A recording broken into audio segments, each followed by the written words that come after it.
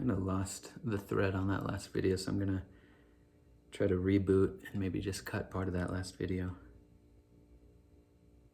But I guess the broad point I want to make is that, without a solid religious or spiritual, without a connection to a transcendent good, a transcendent dimension, a deeper dimension, you become vulnerable to surrogates and counterfeits that are meaning-making systems. And I think that's what's appealing, at least initially. Very enslaving and imprisoning ultimately, but appealing about extreme left politics is that it is a meaning-making system. It's a way of filtering the universe around you, of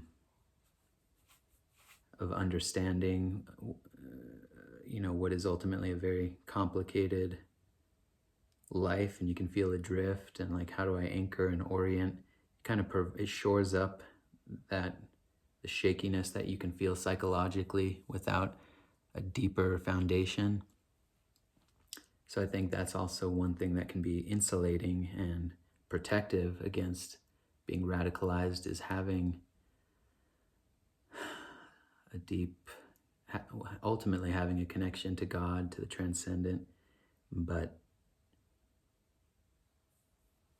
And see, this is sort of why I wanted to lay out the early part of this story and in my own experience, is that politics used to be just kind of one facet of your being and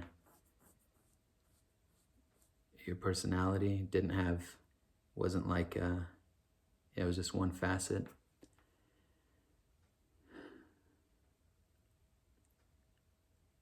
But with radical politics, it posits almost like a utopian, cosmological, total perspective on life. And there's a project there, a salvific project, just like with a religious system. And it's, broadly speaking, liberation of the oppressed.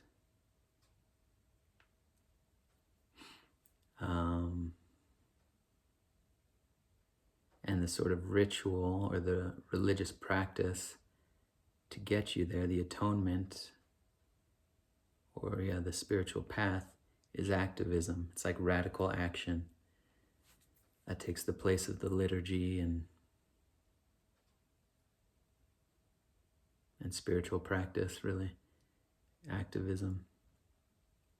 And so maybe in a religious system, you're aiming to be a saint, you're aiming to be holy. Within this counterfeit system of meaning making, you're aiming to be an activist. That's sort of the highest aim.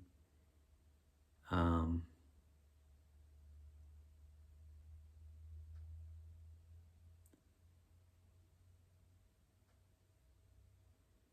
so, you can just see how that could create some problems.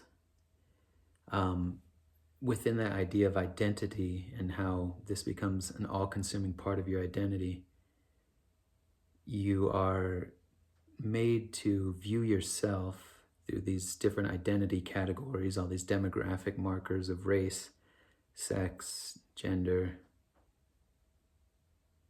which are broken apart in the system, sex and gender, able-bodied versus disabled.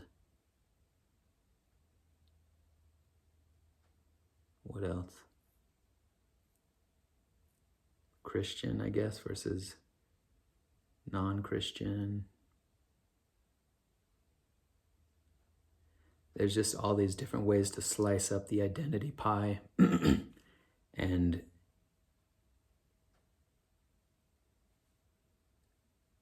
And always there's a certain value orientation. So it's always like,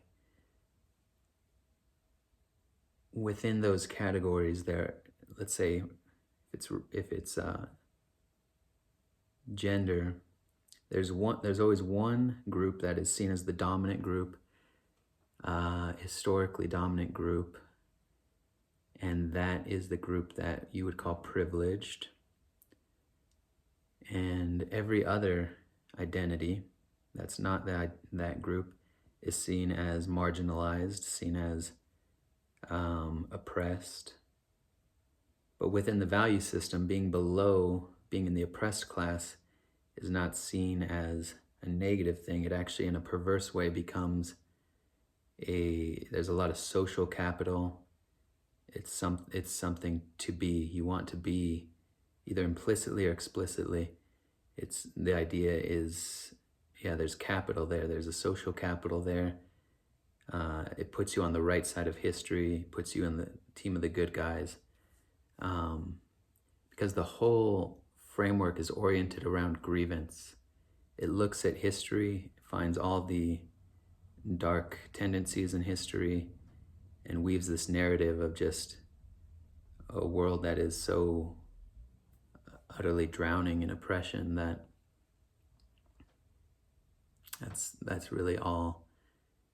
You just come to see life in terms of grievance, basically.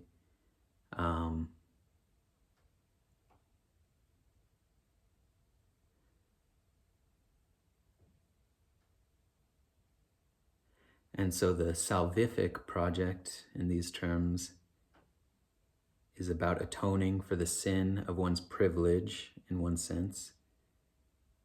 And it's almost like individuals become vectors of systemic oppression, which is another big term in this ideology. That you've got all these systemic, all these institutional constraints and oppression. It's like oppression is simultaneously this kind of unnamed dark force, kind of does the same work in a religious system as evil. It's like this etheric thing that just permeates history and moves through history and moves through institutions. But individuals are sort of the vectors of this systemic evil.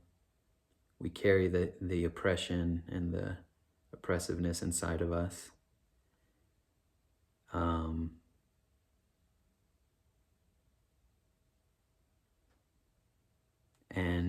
But what's different, why it's sort of a counterfeit spirituality, is because there is no redemption. Ultimately, there is no absolution. There is no atonement. It's like perpetual self-flagellation, perpetual atonement through activism, through recognition of one's privilege, through a kind of social, psychological deference, especially if you find yourself in one of these identity categories, if you're on the privileged side of it, the dominant side of it. So if you're white, if you're male, if you're heterosexual, if you're able-bodied, if you come from a wealthy background, I guess. See, the thing is, there's no real guardrails on this, so it just expands out. It's like an infinite regression. There's so many identity categories, and that's one of the ways you can really go off the rails, is into idiosyncratic madness, is because there's like this incentive to identify in a marginalized category.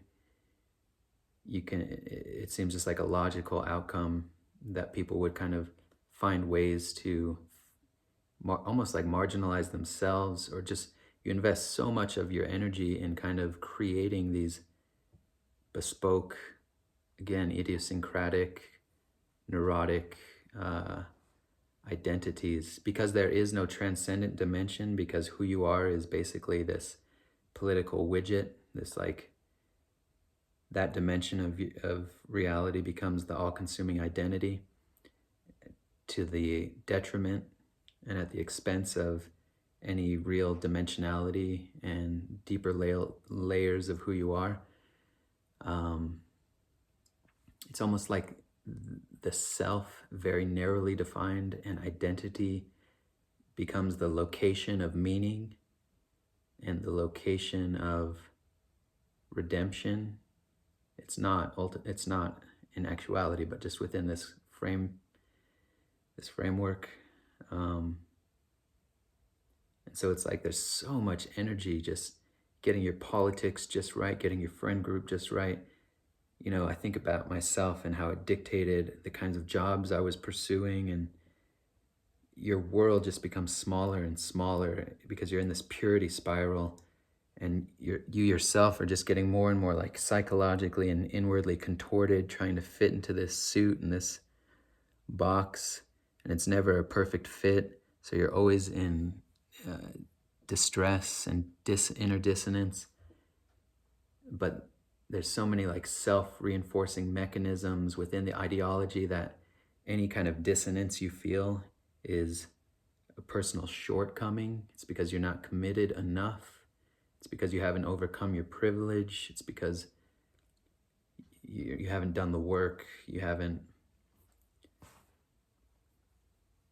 atoned enough, basically.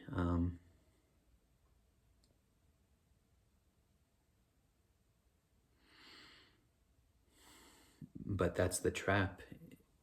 You're looking for relief, and the ideology says, well, just be more radical, just be more committed, just sacrifice more of yourself and of your life and give more over to the ideology. But it's eternal atonement without salvation, without healing, without absolution, without redemption. You just get locked in tighter and tighter and tighter, become more and more rigid. And yeah, so there's this almost like deification or elevation of the self, the almighty self, and getting your politics just right, getting your identity markers just right. And there's a whole language that goes with it, and the language impacts your thinking. And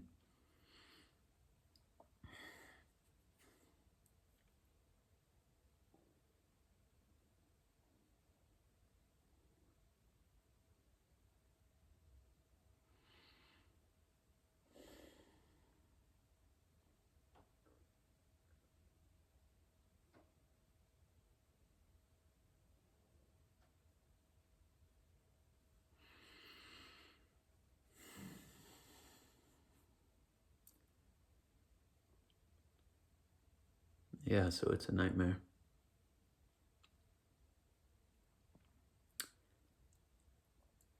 And, I had this image yesterday of, one thing ideology does is it takes the vast ocean of experience, and it's like taking the vast ocean and trying to fit it into a cup. And you are that vast ocean. Your being is that vast ocean. You are that vast ocean.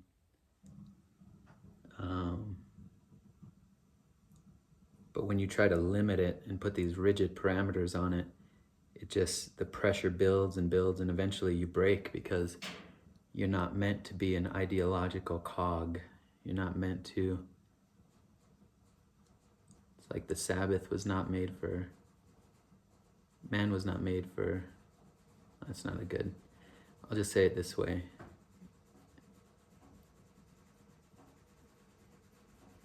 Man was, yeah, let me just not finish that idea.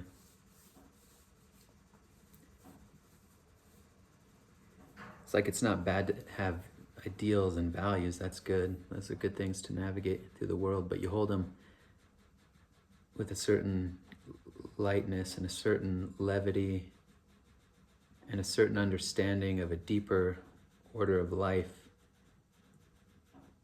And again, that's why it's so important to have genuine spirituality and an understanding of God as the foundation. Your deepest identity is as a child of God. You are a child of God. You are a child of God. You're a child of wholeness, of the universe. You are one with creation. You are an emanation of divinity, of creation.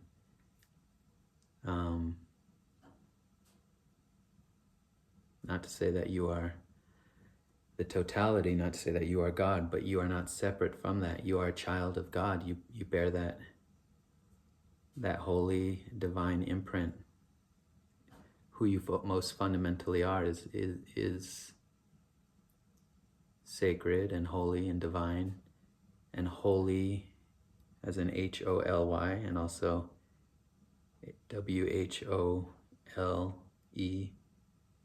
whole E.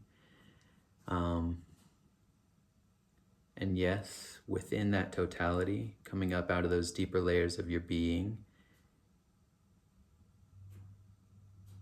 totality kind of concretizes, becomes more dense, more diversified, myriad forms, and you have these different dimensions of your being within which are political values, within which are, ideals. But that's not who you are. It's one aspect, it's one small aspect. Who you are is vaster than that, deeper than that.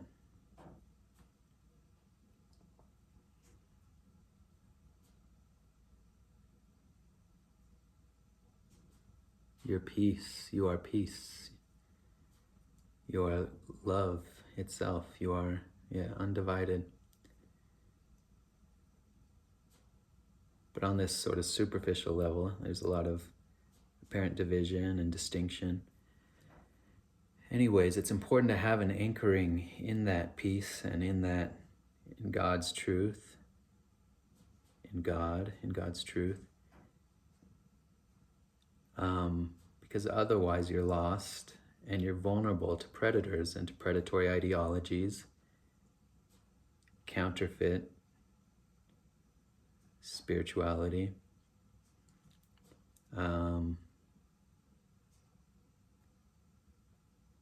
that reifies and concretizes and sort of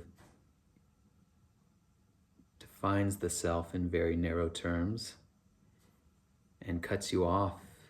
When you're in that system, you're cut off, you're alienated, you become more and more isolated and alienated from the world around you as more and more people and ways of being become anathema, become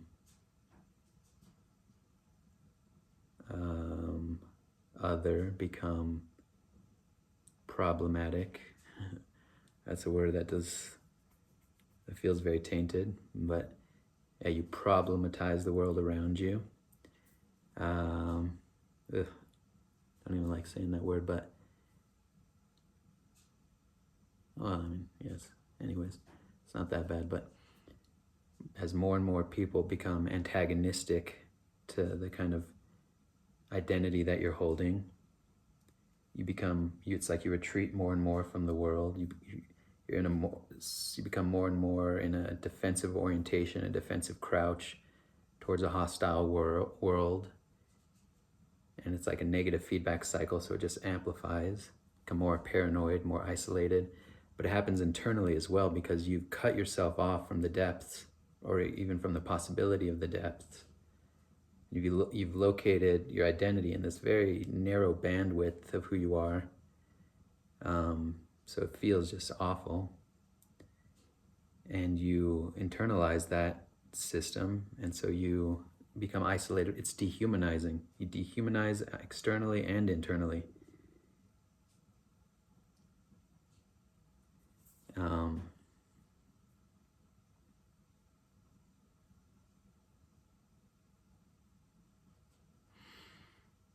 And so, but yeah, so these are things that you learn.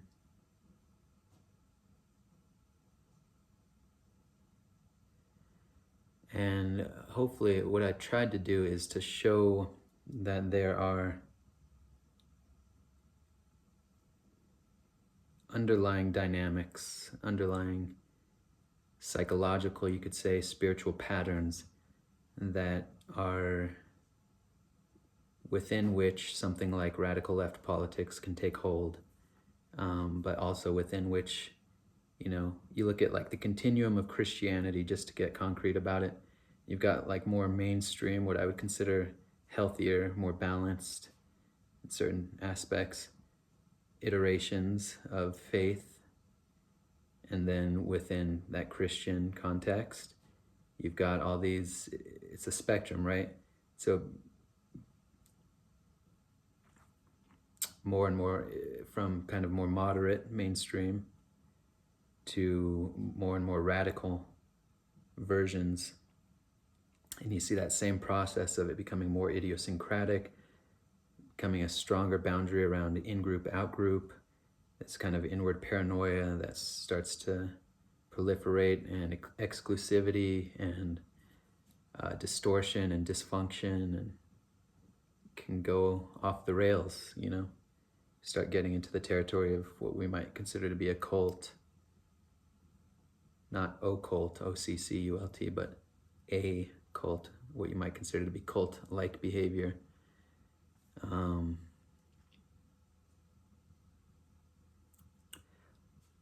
Ultimately, what you want is reality, God, not ideology. What you want is truth, humanity, dimensionality, not rigid identity categories that you can never escape. It's like, I don't know if I really fleshed that out, but that's part of what's dangerous about it as a pseudo-religion, is those categories are they're both fluid in weird ways, but also very concrete, especially if you have the, what's the word? Ignominious distinction of being, if you happen to be in the oppressor category.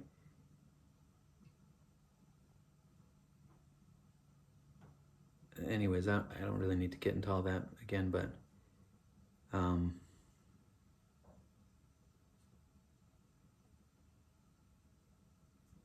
it's dangerous. Yeah, it's dangerous.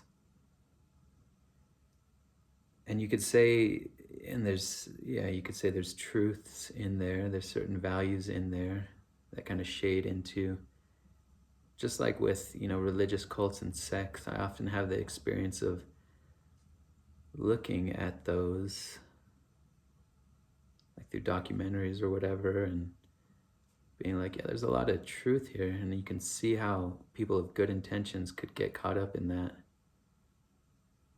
It also attracts a very militant kind of personality and a kind of predatory personality.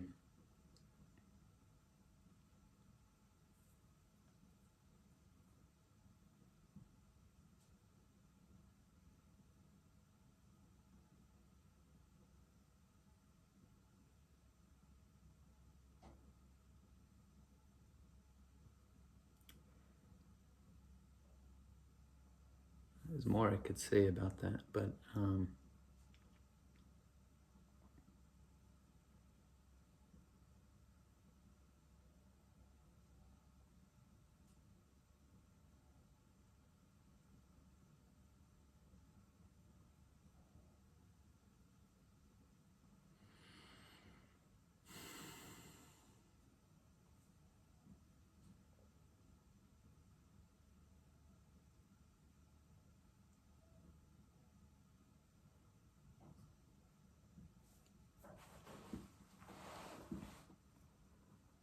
peace out.